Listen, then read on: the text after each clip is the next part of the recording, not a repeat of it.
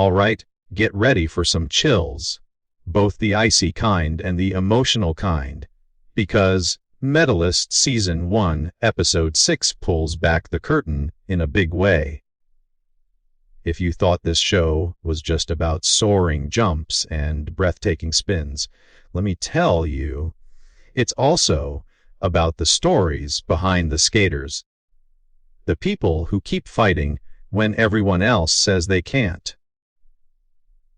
Today, we're breaking down every twist, every heartfelt moment, and especially that powerful ending.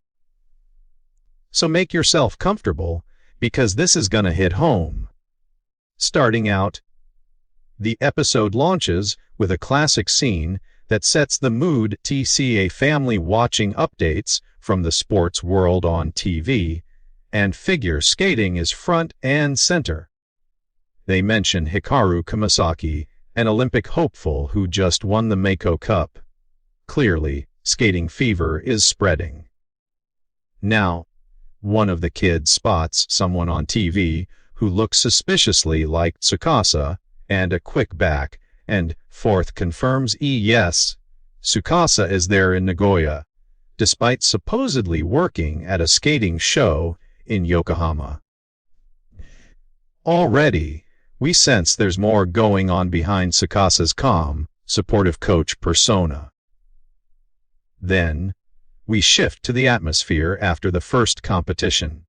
Tsukasa's role as a coach is clear but a bit understated. He's both a mentor and a friend. Inori, the young protagonist, approaches him about nervously facing the Level 1 badge test, the next big step in her skating journey. The playful banter between the two isn't just about breaking tension, it's real evidence of the trust they've built. Tsukasa reassures her build. Not only does he believe she'll pass, but he encourages her not to let doubts hold her back. This is huge, because Inori isn't arrogant after her prelim win.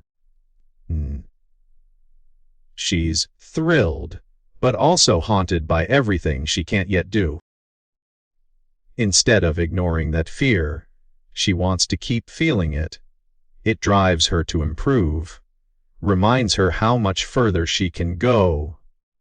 That's one of the strongest themes of the show, turning insecurity into motivation and using vulnerability as fuel.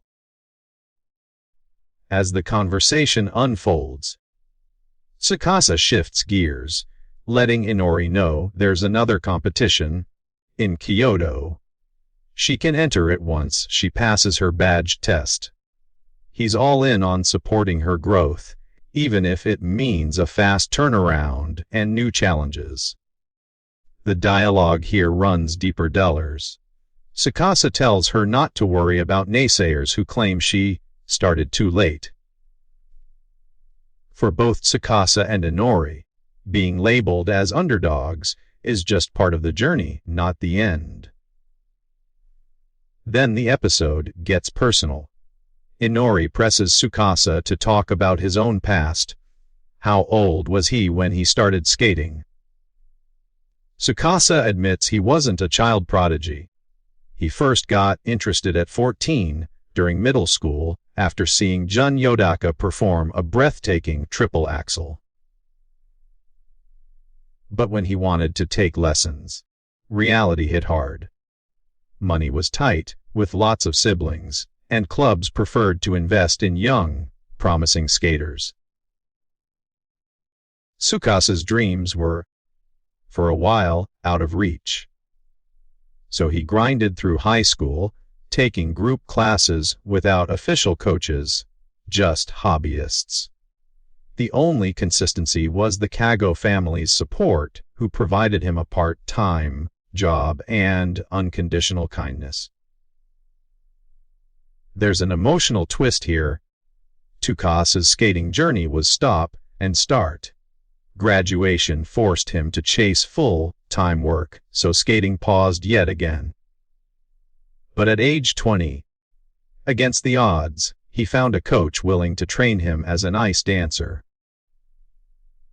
even then, it wasn't easy. Hitomi, his eventual partner, was hesitant, but Tsukasa's relentless effort won her over. Still, the cost of equipment and training meant another break in his athletic climb. Support came from an unexpected source. Mako Kago found out he was skating again and hired him for housework, on condition that he stick with skating. With this backing, Tsukasa finally made it to national-level competition, the All Japans, where he placed fourth. Close, but never on the podium. Reality strikes again. After the All Japans, Tsukasa drifts toward show auditions and eventually gets a call from Hitomi, now his mentor, who offers him another shot, this time as a coach. It's revealed Inori is his very first student, and the joy they share in this simple fact is electric. There's a strong sense of rebirth. Tsukasa, who couldn't reach the heights as an athlete, now passes his grit and wisdom on to Inori, helping her chase her own dreams. But the real emotional meat comes next, in a sushi restaurant, where Tsukasa runs into the Kago family again. There are laughs, jokes about Flag Day and Tsukasa's old socks, but beneath it is genuine warmth. Then comes a tense moment. Ajua's Miko's husband asks why Tsukasa never called or kept in touch. Tsukasa's answer is heartbreaking. He didn't want to be a burden, wasn't sure he still belonged after leaving competitive skating. The husband pushes back. That makes Tsukasa family, not an outsider. It's a crash course in the subtle pain of relying on others, especially when your own dreams fall short. This leads to the ending, and it's where the episode really hits. Tsukasa is offered help, but initially refuses. He doesn't feel worthy, isn't competing anymore, believes he's let everyone down, including Mako herself. The husband challenges him on why he became a coach. Is it because he's given up on his own talent, or is he just living through Inori? Tsukasa shakes his head. Coaching is about supporting someone who desperately wants to get better. That's what matters now. In a touching back and forth, it's revealed that Tsukasa's relentless working and effort were a light for the Kago family. During tough times, his presence gave them hope, not just results. This level of honesty, raw vulnerability, and gratitude is what sets the tone for Inori at the end. When she learns about Tsukasa's past, instead of pity, she sees his determination as a badge of honor. It doesn't matter that he started late, or that he never made it big himself. It's his work ethic, his refusal to quit, that counts. There's a powerful message. Whether you win gold or place fourth, doing your best is worth celebrating. Inori and Tsukasa finally let loose ringside, celebrating her win with shouts, laughter, and wild joy. Their bond is sealed. They're both fighters, both dreamers, and together they find meaning not in perfection, but in progress. So, wrapping this up, Episode 6 of Medalist is a celebration of second chances, not just for Inori, but for Tsukasa too. It's about the struggle to belong, the importance of support, and how every loss, every setback can shine a light for someone else. It's an episode filled with heart, honesty, and a reminder to keep moving forward, even, or maybe especially, when the odds say you shouldn't.